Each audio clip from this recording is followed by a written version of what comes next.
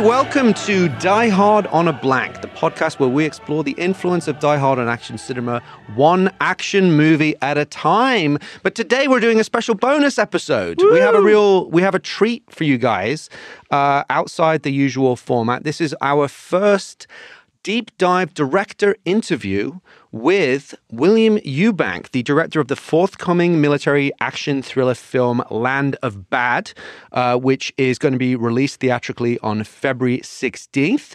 So it's coming out in a week or so. Please welcome to the show, Mr. William Eubank. Thank you guys for having me. Thanks for being here. This is great. This is awesome. Big fan of your guys' show. I have done many a drives up to see my parents and listen to your guys' podcast. So very cool. Thanks. Thanks, nice man. to get you on the mic as opposed to listening through speakers. So I guess we'll start with the burning question, which is, what's your personal relationship with Die Hard?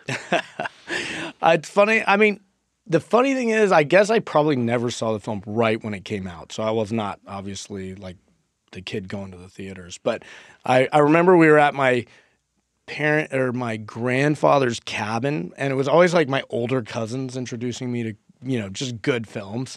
And yeah, we watched Die Hard. And even as a kid, there's just so many specific things that as a younger person, you're not really maybe pulling in all the thematics and stuff like that. You're just like, he's on glass in a tiny, contained place. It's so scary. Or, he taped his, gun to his back. And, it's just details that just stuck with me that, as you got older and then you revisit it, you see all those things again that were so intense to you as a little guy. And then, or whatever age I was.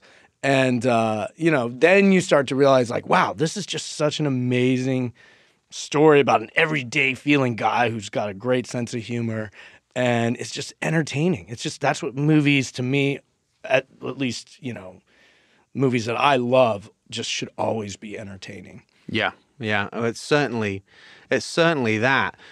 On that point, do you have a favorite action movie of all time? I think it might be Speed. Speed is probably... Okay. Yeah, I think Speed is probably my favorite action movie of all time. It was just, again, as I think I was a teenager, all of the ticking clocks and literally just the visceral punching forward atmosphere of the movie just kind of taught me like, wow, if you can like create a whole movie and just be riding the razor's edge, it's like, no matter what happens, it's going to be good. You know? Do you like it as an LA movie since you are an LA guy? I never thought about it that way, but that adds to it. Yeah, that's true. It feels so like specific to LA. Yeah, true. It's funny because, I don't really think of it like that. Again, I'm always just thinking about like the characters that I love, and you lose such an important character in the scene where he goes in, what's his name's character? Jeff Daniels. Jeff Daniels goes, and that look on his face where he just realizes it's so he's haunting. dead. Yeah, it's like, and it's like you don't know much about that film, but you know what you're signing up for. There's going to be a bus, and you're going to be going fast. And then you go, and it opens with something even crazier, the elevator scene, and you're like, oh my God, it's just... 3-act action. Every action sequence is better than It's incredible. Well, Chris Tapley will be pleased to hear that. Our buddy who does that answer. He has an entire show called 50 Mile Per Hour dedicated to Speed. And he actually spent like an entire section talking about the look in Jeff Daniels' eyes when he realizes he's going to blow up. That's funny. Do you have a favorite action movie hero? I can't say that I have any specific favorite action movie hero. Or a movie hero in general. Any movie.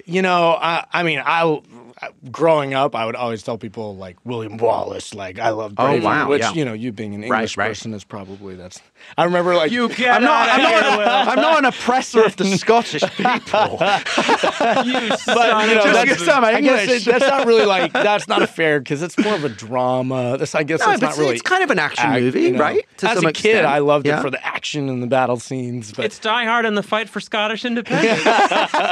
Yeah, absolutely. That's a great answer there. Yeah, that's good. No, that movie rules. I mean, I haven't seen it in a long time, but definitely. It's funny because I would say Martin Riggs from Lethal Weapon is mine. So, Mel Gibson definitely making an impression as an action movie hero. I think that there's something to, like, I rewatched it recently, and there's something you just can't, like, when you put bagpipes and big scenery and intense stuff, those drones are so, like, they evoke something that is so intent. I don't know. It's like, I feel like they really, that's why the Scottish stuff, like when done correctly, is always so intense. You're like, it's just this, and you're just like, whoa, you feel something. So. And you have some Celtic ancestry, is that right? So do you feel it taps into maybe it does something?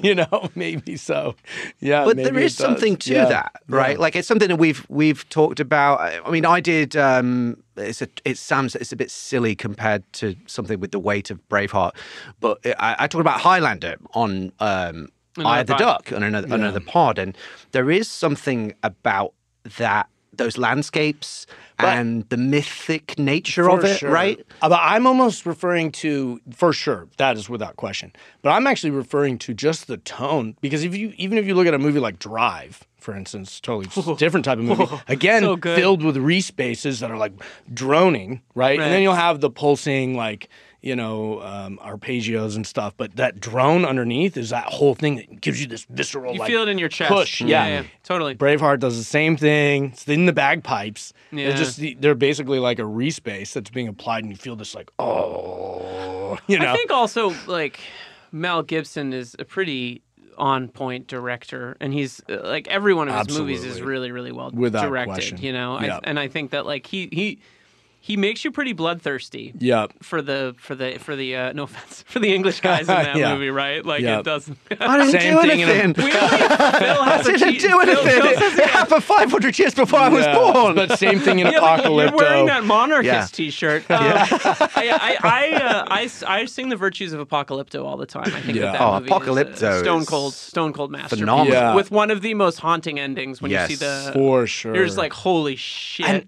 I don't know if you guys remember, but it was hard to see for a while. It was like it was not being sold on. There was a period where kind of right before streaming where you couldn't get it for some reason. You couldn't find it to buy on DVD. It was really weird. I don't know what happened. I saw it in the theater in the Czech Republic, so with Czech subtitles. Oh my God. I didn't know really. I mean, I knew, but testament to the movie, visual storytelling, everything made sense. Wow. Because it's not really a dialogue movie at all. It's like, but it is. Woof. It's a really, really incredibly made. Also great music. Yeah. Actually, interesting story, side story. Yeah. My first film I ever did, my very first film, Love, we had no money. That's a separate thing. But what little tiny bit of money I had, I was able to get from, a little techno crane from Panavision. They gave it to me for free, but I had to pay the operator. And the operator flew directly from the set. They had just finished shooting Apocalypto. So the operator came to my house and lived in my little brother's room, sleep because he was off at college. And so we had the crane operator from Apocalypto. Whoa! Working on my little, 15-day movie. That's so cool, though. So I have some stories that is cool. Some I probably cannot share. Will's first film, Love, is a masterpiece. And I remember seeing it at I think it was the London Sci-Fi Festival. And I think because I'd seen the trailer on Apple iTunes. And remember the days where you'd scour those trailers. And I remember just being so struck by the mood of it, the tone of it, and the visuals of it. Tell us a bit about like what that movie, for anyone that isn't unfamiliar with it, tell us about the conceit of it and maybe where people can find it. Oh, sure, yeah. I think it's available on all like iTunes and all that stuff. I don't know where it sort of shifts around where it's streaming, but yeah, it was a backyard movie. I'd been hired by Tom DeLonge, who was with this group Angels and Airwaves, and we basically, had no money. So in the end, it was like my grandma pitched in some money to help me build some of these sets. It was crazy. So built all the spaceship, all that stuff in the backyard. And it's a movie about an astronaut who loses contact with Earth. And I now own 9 nail guns that I still use. And Shades of Lethal Weapon 2 on the podcast right now. Compound miter angles. I'm your guy. So everything in that movie, I built basically with my own hands, just on not a stage. So there was a lot of nights where I'm just like out in the storm, like protecting the set. Wow. But anyways, yeah, that was my first movie. It's a beautiful film. That's like a sort of spiritual meditation on the human condition and the need for connection and all kinds of really, really deep philosophical themes. And I'm also a huge fan of Angels and Airwaves as well. I've seen them live several times. So the intersection of all of these things was wonderful. It's a great movie. As a young filmmaker, you always have these big ideas and these big questions. You never have any answers. So, of course, the movie's like a little bit more like visual poetry in that regard. And, as you grow up, you're like, well, that could be silly. But thank God for the younger version of myself who did make crazy stuff like that. Well, I heard a quote on Eye of the Duck recently where after Ridley Scott watched the first cut of Blade Runner, he said, wow, it's amazing. What does it mean about his own movie, right? Like, that's part of you don't have to have the answers, right? Sure. Sometimes it's about, because do we have the answers as human beings? I do, but Liam everybody does. else He's does. going to share them with me later. So your first movie was Love. You then made The Signal with Lawrence Fishburne. There was a big Sundance, big I love splashy, Lawrence Fishburne. Presumably you do No, too. he's genre-bending awesome. So movie. cool. Great movie, sort of mix of road movie, relationship movie, science fiction, horror. Then you did Underwater, which was a huge movie for banger of a movie. Fox. Yeah. People still randomly text me. They're like, "Did you see Underwater?" And I'm like, "Yeah, it rules." And they're like, "It does." So Is this- Die Hard on an underwater oil rig? Could we get it there? Well, it's also just like such a sophisticated monster movie, and that's what I Thank love you. about it. Yeah, thank like you. I remember seeing the trailer and being like, "What is this?" And then I was like, "Oh shit, it's a monster movie. This rules." So very on board with that movie. It was a hard movie to make, but I'm so proud of what we accomplished in that film. But yeah, that was a tough one. That was very physically. And that's on Hulu. Yeah. Oh, it moves around. Is so it? I think it's on Hulu right now. Yeah. So because we we highly were kind recommend of caught it. up in the whole. There was a second where we didn't think that film was going to get released because we're actually officially the last film with the 20th Century Fox logo. Wow. Yeah, the very That's last one. Kind of a piece of film history. It's kind of cool. It's Yeah. really cool. And we thought for a second we weren't going to get released because we got bought, and then we were like, "Is Disney going to release this film?" And then finally they were like, "Yeah, we're going to do it." And thank God it just happened. January 2020. Yeah. Right, we snuck in right before Just COVID. before the Otherwise, pandemic, who yeah. knows what would have happened. Yeah. I remember when it came out. I remember, yeah. That's really cool. The last film. Jeez. Yeah. And then you did a fantastic Paranormal Activity movie called Next of Kin that I remember going with you at the screening at Paramount and being absolutely terrified. Because I'm not Those movies are scary. I'm not a super hardcore horror fan, but again, like you are, not only are you a visual poet, but you do have an incredible aptitude for sound design. Oh, and that's I want to talk about that with your new movie. But I remember just feeling so terrified in the theater and getting to actually see it with the full big screen and with the full sound of it. It's a really, really cool take on the mythos. Yeah. I'm going to roll like? Coward, so I don't know if we'll get through It's that scary. one. Yeah. We did that with Chris Landon, who wrote all the other Paranormals, minus obviously the first one, and maybe the one before mine. But yeah, he was the producer, writer, and we just had such a fun time. And, I love that movie. I really genuinely love the movie. Like, I don't know if some of the paranormal people were like ready for something a little different. It's a little different than the other ones and story-wise, but I'm just like, I'm really proud of that film and had so much fun as a filmmaker, sort of going to like a different medium and toying in that world. So. Was it cool that it's kind of a pre-established formula, obviously. So like, was it cool to kind of like put your mark on that? Yeah, I mean, what was cool for me personally was we shot it through the eyes of this young girl making a documentary. So you're making a documentary now, you're going to use these little DSLR cameras. So in a weird way, I was able to bring what I think I'm pretty decent at doing. Good cinematography, and if you're making a documentary, you're going to try to film it and make it look pretty. So that's where it was a little different than the earlier Paranormals, which were these point and shoot Static cameras kinda or shots. security cameras. There's a little of that in this film, but for the most part, it's from their cameras, and you use a lot of the things like, okay, in the end, it's so dark. All you have is the camera light, and we did some of that, which was just terrifying. But we had a blast in the production design. John Collins, this production designer who did like WandaVision and a few other things, he came out and we built some cool stuff like that church and that Nordic thing. You know, it was just, and then these caves. Just fun. hearing that, it just sounds scary. It's so I'm scary. So scared. And we shot it, like the craziest thing about that film is, you know, it's about some Amish stuff or you think Amish.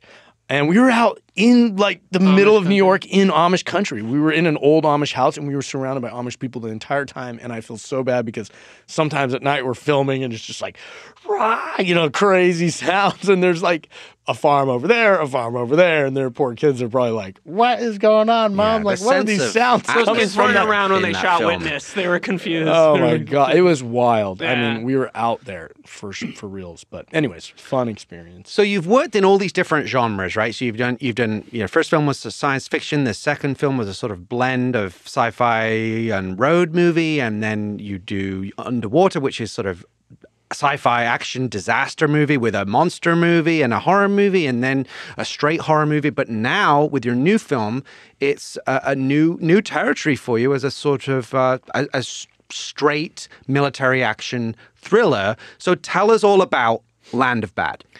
Land of Bad is a sort of behind enemy lines type of film where this young JTAC, a Joint Tactical Air Controller, is set up with a special forces team to go in and extract a person in the Jolo Islands. And of course, shit goes wrong. Loses contact. The only thing he has, he's just by himself. He's this rookie guy. And the only thing he has is the drone operator, Eyes in the Sky, played by Russell Crowe, you know, with 2 Hellfire missiles on it, and that's it. So it's a little bit of a cat and mouse, like he's trying to give him the moves, tell him where to go. It's just sort of back and forth two-hander that, you know, Liam Hemsworth and Russell Crowe. Sick. This sounds so good. Oh, Damn. It was a lot Good of actors, fun. too. Yeah. I mean, great actors. Great actors. It's Milo Ventimiglia, Ricky Whittle, Luke Hemsworth, Liam Hemsworth, and of course Russell Crowe. So, yeah, we just had a blast. We had a blast making it. We shot it in Australia. Yeah, it's pretty wild. I saw the movie last night. It's absolutely fantastic. It's something that if you're into action movies, this one really delivers. Were there any inspirations or comps specifically for the movie that you would reference for cast and crew? Was there any ones that you would like would go for this kind of vibe, or was that ever something that you? You know, I really talked just. About? The funny thing is the film was actually written back when I wrote The Signal. And I was writing it on the weekends while making The Signal because I thought, oh, The Signal's so weird. I got to make... At the time, drone warfare was just really getting going. Now it's really shifting into a whole new thing, obviously. But I was writing it on the weekends while making The Signal because I wanted something that was a little more straightforward, and I was worried The Signal was too crazy, and I needed to have a follow-up ready. Then that movie Good Kill came out with Ethan Hawke. Oh, yeah. And we shelved Land of Bad because we were like, well, they kind of did this movie where it's about an operator working out in Las Vegas and he's dealing with a guy across the world. And I was like, oh, I feel like maybe they've done this movie.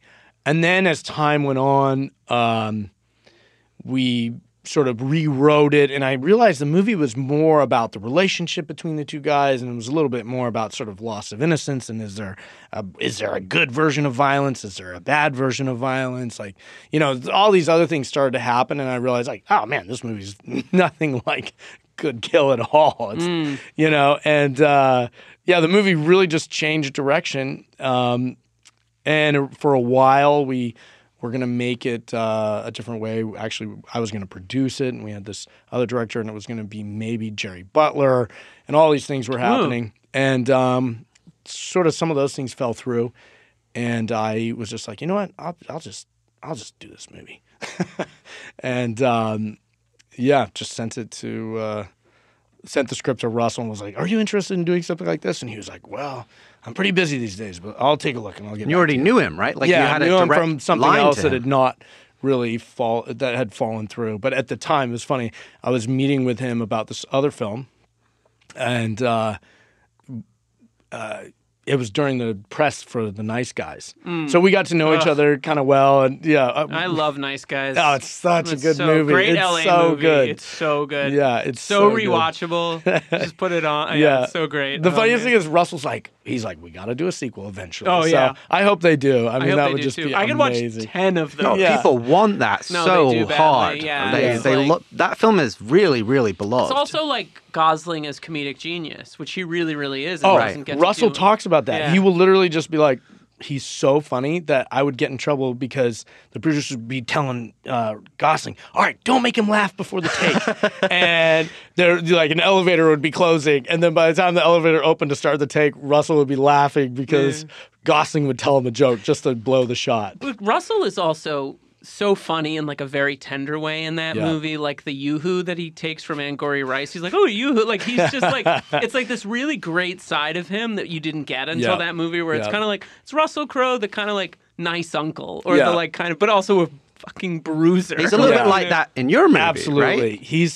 He really is a sweet, such an intelligent human being who just never wants to like stop, always has more to give. It's like, you can't get him to stop. I'm like, okay, it's great. And he'll be like, give me one more take, and I promise it'll be 15% better, William. Wow. Love one that. more, maybe two. Don't let him stop. And so you're like, oh my God, he never wants to quit. He keeps going. But yeah, in our film, he plays this really great character who's hyper-focused, very OCD, just very committed to their job. But then outside of that is a little, in some ways, befuddling and, just endearing. And he creates such a warm character in our film.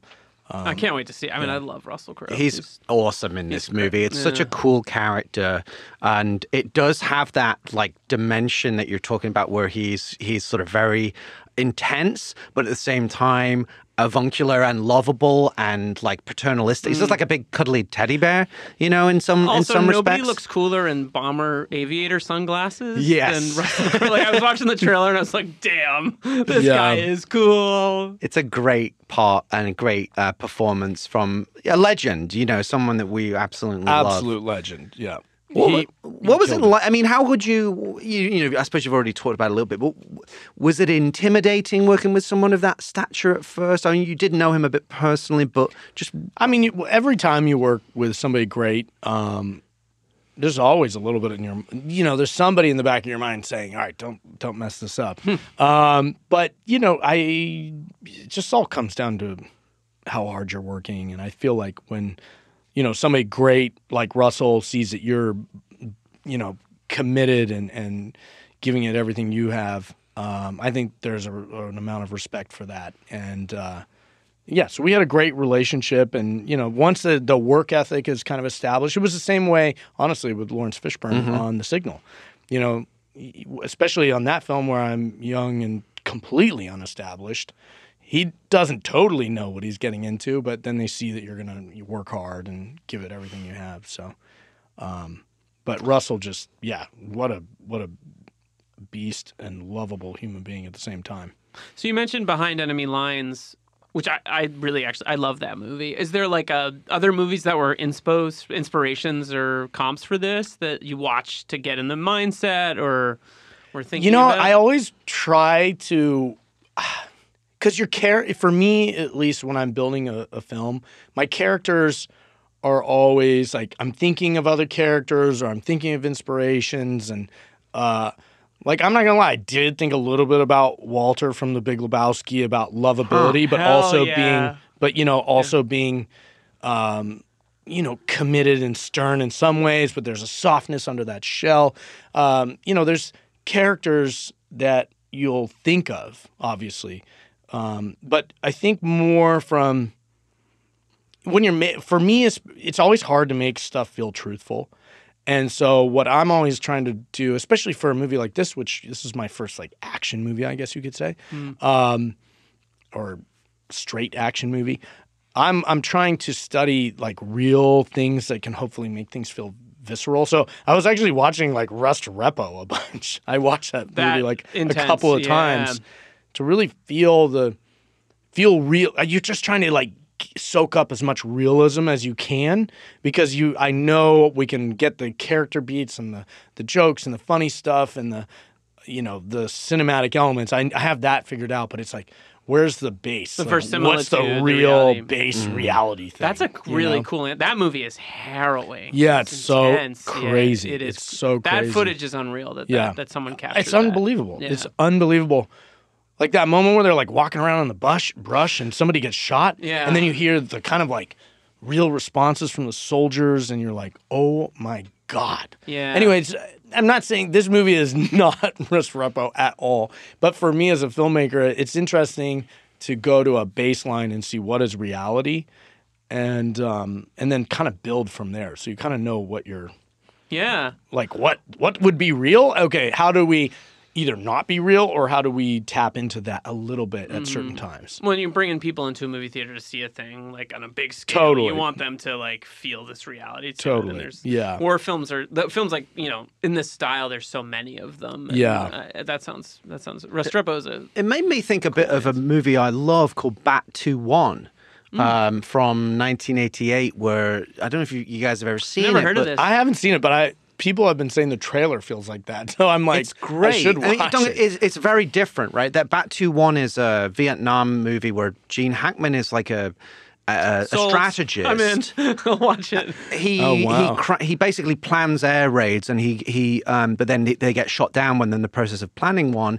And then Danny Glover is like a reconnaissance pilot who has to kind of guide him through Danny Glover. enemy territory. Wow. But it's a Vietnam movie, but it is sort of it's a movie I love, and it's like a type of storytelling that I love, where it's sort of like, let me guide you through the dark forest to the light type of story, right? Where there's another character that's ancillary, but they form a strong emotional connection with the hero and help guide them out of this dark place. So it made me think of that, and Lone Survivor, and Black Hawk Down, and Black Hawk Down. I watched a bunch also leading that up movie to is it. intense. Visceral, and it's just so right? beautiful too. It's like, God, he's so good at creating beautiful chaos. Like Ridley's a god. Oh, he's firing on all cylinders in that movie. It's That's just so good. Well, speaking to that point and about how Ridley is able to do that, as you just described it so well, as like beautiful chaos, you have such a visually arresting style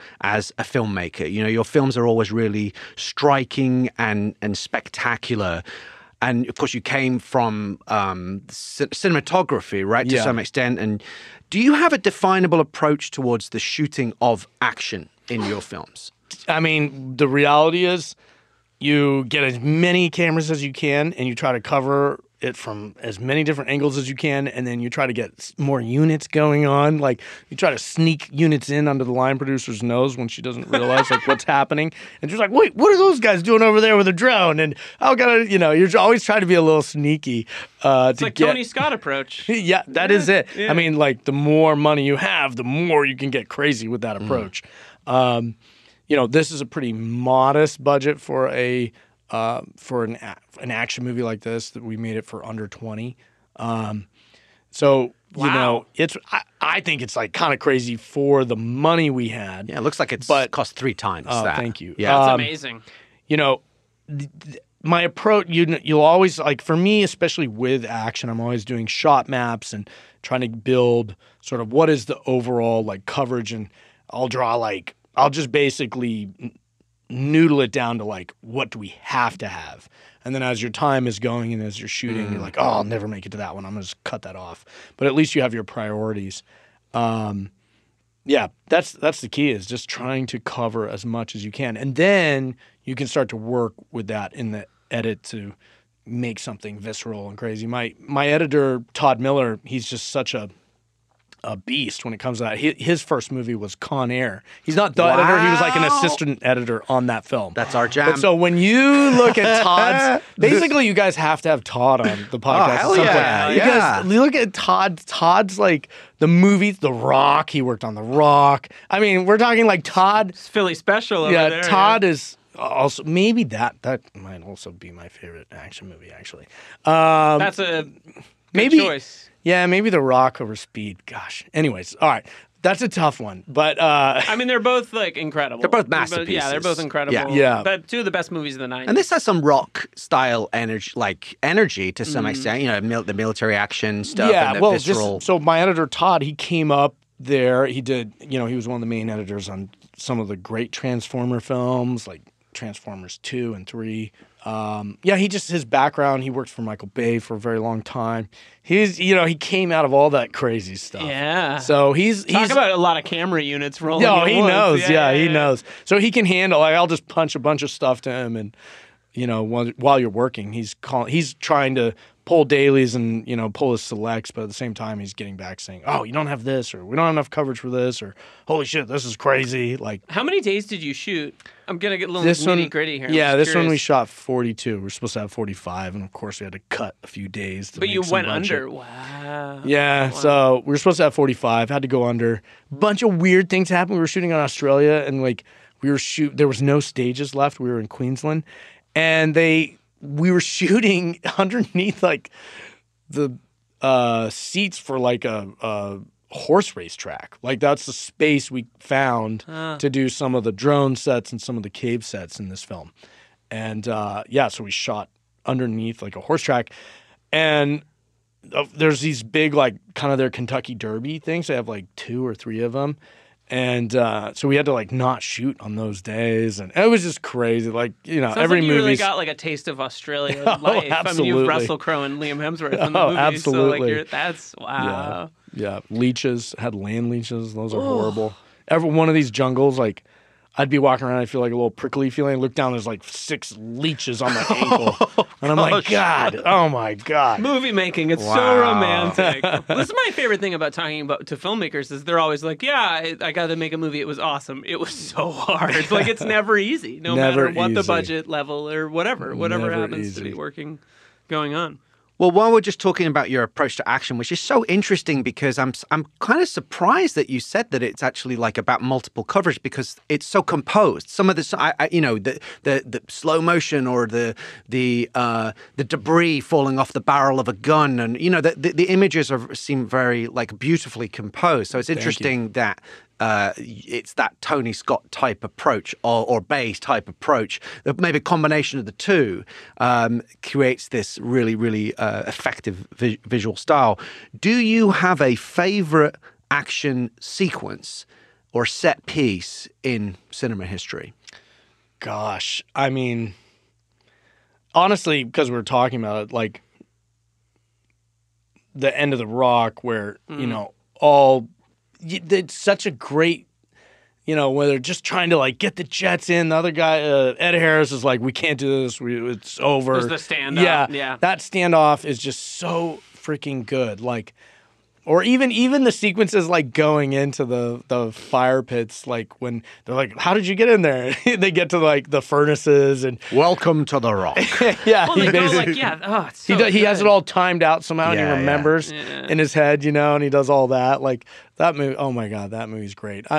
I it's not like one thing stands out for me. I that's horrible to say, but maybe it's good because if one action sequence was like the all-time for me, then I would just be copying it over and over because that's how my brain works. I mean, The Rock and Speed are pretty good, larger reference. Sure, I think that what makes them amazing, and we talk about this a lot on the show because, McTiernan as the like ultimate symphonic director of action is that like The Rock and Speed are kind of symphonies of action, right? Like they're the acceleration of energy and action, and like it builds upon itself. And like, I mean, the bathroom scene in The Rock is like an all-timer scene from a movie. When they all come in and the stand up and Michael with the seals. Biehn and Ed Harris are just.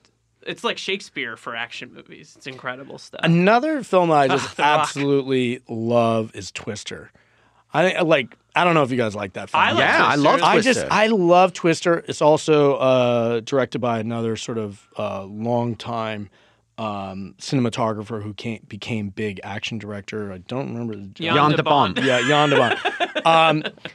I watched the making of that film not too long ago, and I was just like, wow, like they were trying to do some really hard stuff with all the big jet engine things, like actually blowing at them and throwing all their debris. And you're just like, being a filmmaker and knowing how hard it is to do like small things flying through the air and this kind of thing. And they were doing massive things and, having the actors there. It's like the process, I'm so blown away by. And, you know, people probably don't think about it. They're like, oh, big, crazy movie, a lot of digital effects, and there were. But there were so many practical effects in that movie. I'm just in awe of, like, what they accomplished on the movie at that time. I think it's about to have there's about to be like a Twister sans because the sequel is coming out. Oh, yeah. Interesting. Also, increasingly, the number of people who are like, we all kind of... I talk to people and they're like, you know what movie rules? Twister. Yeah. And like Speed is such an achievement, especially for a first-time director, that like Twister, I think, has gotten a little undervalued. And every time I watch it, I'm just like, damn, this movie rocks. Helen Hunt, just amazing. It's a great actor movie, too. Bill Paxton I want is to tell a very amazing in that movie. Can I tell a very quick Twister story? And then I want to ask Will our final question. I went with my best friend Fred. I went to a screening of Twister that was like where two comedians would talk over the movie because it was like it was if it was like a bad movie. We started to get so annoyed. Yeah, I can't picture you doing that. And you're just like getting angry. We were just basically like wanting them to shut up. And at one point, and I'll never forget this because they were, and it was it's everything we try not to be on this show, which was like snarky, mean, and like no sense of the respect of like filmmaking craft and like what an incredible. This is a great movie. I don't know why they were kind of shitting on it.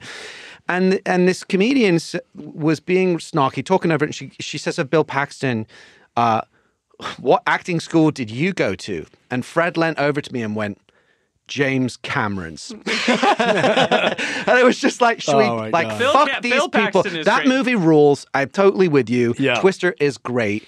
I want to just ask you one last question, which, you know, this is a Die Hard show, and Die Hard has, in my opinion, the greatest villain in movie history. Certainly the greatest villain in action movie history, and arguably one of the greatest villains, if not the greatest ever. Do you have a favorite movie villain in any movie? Gosh. All right, favorite movie villain. This is going to sound weird, but I have to say it's probably Ursula from Little Mermaid. Little Mermaid, yes. Wow. She is such a that she affected me as a little kid. Like, just I remember counting down the days as a little kid to go see this movie. And I remember she was the first villain where I was like, obviously she's terrifying and everything, but in the end, I felt like sad for her, you know, this like big, crazy octopus who just wanted to also be beautiful and get married to the prince. And, you know, obviously she wanted to have like, you know, King Trident's power and all of that. But in the weird way, even as a kid, I understood how complex it was in a weird way. Like totally what she wanted.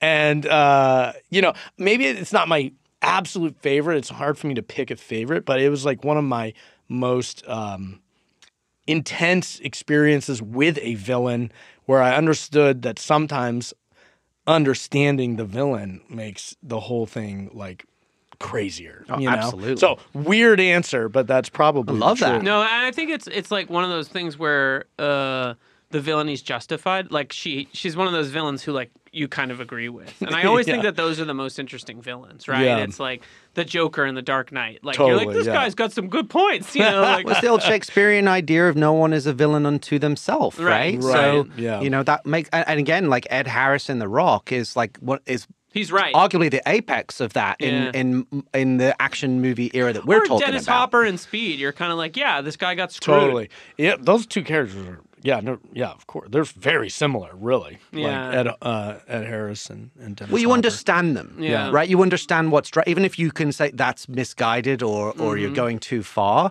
If you understand the villain, it makes it such more a richer drama. Well, the best scene in The Rock is that standoff. And one of the best things about it is when Tony Todd is like, when we took this job, we became mercenaries, and mercenaries get paid. I want my fucking money. Oh, and my Ed God. Harris is like, I've gone too far. Like there's He there's the sort realizes of like he's lost conflicted control, yeah. moral figure, and then the guy who's completely amoral and is like, I want money. Yeah.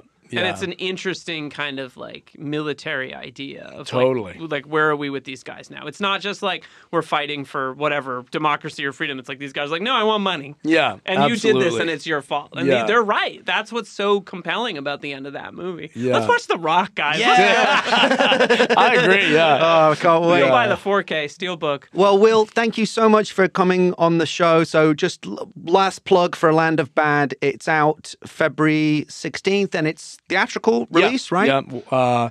Not ultra wide, but it should be in a theater near you for sure. It's not ultra wide. It would be like 3,500 plus screens, but I think we're in, I don't know, we should be everywhere. So yeah, February 16th. Go see the movie. Check it out. Hope you guys enjoy it. It's a lot of fun and a pretty good thrill ride. So thanks for being here. Thank you, guys. Thank you so much. It's awesome. Die Hard on a Blank is a podcast created and hosted by Philip Gawthorne. Liam Billingham co-hosts and produces the show. Mike Mayer and Michael Sugar are the executive producers. Find us on Twitter and Instagram at DieHardOAB. Rate, review, follow the show wherever you get your podcasts. Most importantly, tell your movie podcast-loving friends about Die Hard on a Blank. Special thanks to Suki Chu. See you next time on Die Hard on a Blank. Save big money now at Menards. Mastercraft has been making great doors inside and out for over 50 years. Choose from the best in-stock selection of doors, ready to take home today. Or design your door your way in-store or on Menards.com. Save big on Mastercraft doors at Menards, America's #1 home improvement retailer for customer satisfaction, according to J.D. Power. For J.D. Power 2024 award information, visit jdpower.com/awards.